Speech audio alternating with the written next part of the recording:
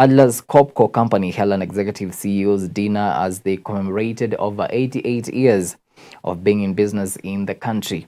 The meeting saw high-profile individuals share business insights and exchange ideas, as it also gave them an opportunity to air their challenges faced in the business and entrepreneurial industry. Our reporter Ian Githuku with more. They say by the one of the reasons why the Sea Association was started is it is lonely at the top. And I know those of you who have been CEOs outside even the Sea Association, you would agree that many times it actually can be very lonely, at the top. So that's the first objective. The second objective was actually networking and networking and just, supporting each other in our organizations. Friday's executive CEO's dinner saw high-profile individuals in the Kenyan business world come together to network courtesy of Atlas Copco, an organization that now boasts over 88 years of service in Kenya. Other than networking, the meeting saw the CEOs receive business and life insights from the highly experienced Mary Wangari. University, then they start working. I mean, it's been an exciting story. But I also said, I need now to share the knowledge with more people, because I've interacted a lot with customers, with my staff members, 13,000 of them. When I joined Equity, we were only 500 people, staff. I'm actually employee number 712 in Equity. Today, the payroll of Equity is 13,000 people. Wangari shared her perspectives on leadership and spoke about navigating change and inspiring innovations. She explained the importance of when to leave the center stage, citing her recent exit from Equity Bank after a successful 20 years.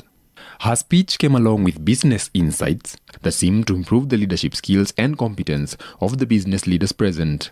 And from that point, it dawned on me that I had a wealth of experience and knowledge and experience I had accumulated. Over 20 years in banking and another 14 years in legal practice. So I decided that I need to share this story. And I wondered, okay, so because I'm in full-time employment, so how can I be able to share? And I said, maybe if I write a book and people can read for themselves, it is also better because I am now reaching people that I have never met. And probably I will never meet them. I am so lucky I'm meeting you today. But there are several thousands and maybe millions of people that are getting that story, because I'm also talking about it on social media without meeting them. Challenges faced by the business executives were also aired by some of the CEOs. While at it, Rafael Kendiko, the regional manager of Atlas Copco, called on the government to provide a better business environment for local entrepreneurs. Leadership level of companies, organizations, can be really quite a big challenge. It's often said it's lonely. Yes, indeed, it's lonely. But there are many challenges because we are dealing with, a changing macro environment. And this can really bring, unexpected changes for the business. At the end of the day, you have to deliver positive outcomes for your customers, for your employees, for your shareholders. And so this forum helps us to discuss ideas, to go deeper, to discuss leadership thoughts, to share experiences, and to build each other. And I found it very useful that we could do this as CEOs.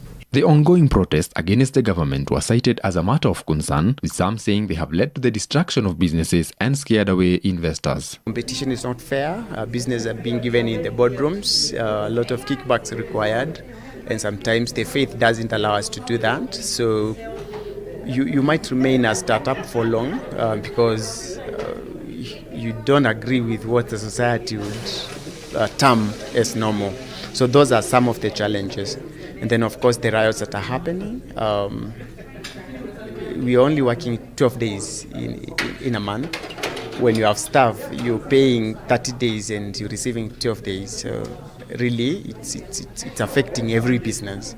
You cannot schedule meetings for 2 days in a week, and then, of course, the weekend. So that's something that, if the matter can be brought to conclusion as soon as possible, so that people go back to their normal businesses and that we continue growing our country, because ideally it's our country whichever way you look at it. The forum also provided business advice for the youth that could see them reach the height of the CEOs. This was specifically important, seeing that currently 85% of Kenya's population is aged below the age of 35. Not grow your business if you're not growing your brand and visibility in that space. I think those are some of the things that have really stood out for me, and that same old doesn't work.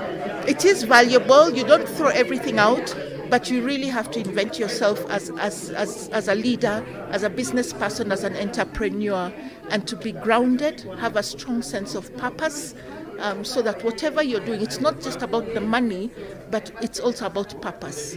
And there's nothing wrong with fulfilling purpose and making money while you're at it. I think those are some of my key takeaways. Headquartered in Sweden and branches across different countries including Kenya, Atlas Copco provides compressed air and gas equipment, industrial power tools, construction equipment and industrial vacuum equipment, as well as service and maintenance. For Hope TV Newswatch, my name is Ian Gethuku. Thank you so much, Ian, for that report. And that report wraps up Newswatch for tonight. Many thanks to you for making time to watch Hope TV Newswatch. On behalf of the amazing team that made this bulletin a success, have yourselves a blessed night. My name is Kennedy Kimani.